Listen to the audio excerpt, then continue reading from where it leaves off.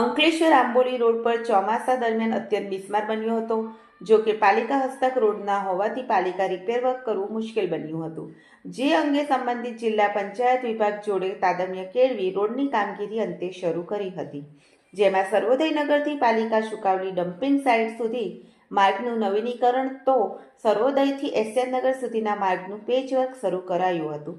પાલિકા chief officer Keshav Koladiya, કારોબારી chairman Nilesh Patel તેમજ ટીમ સ્થળ પર રહી ઇજારદાર પાસે રોડની કામગીરી કરાવી હતી.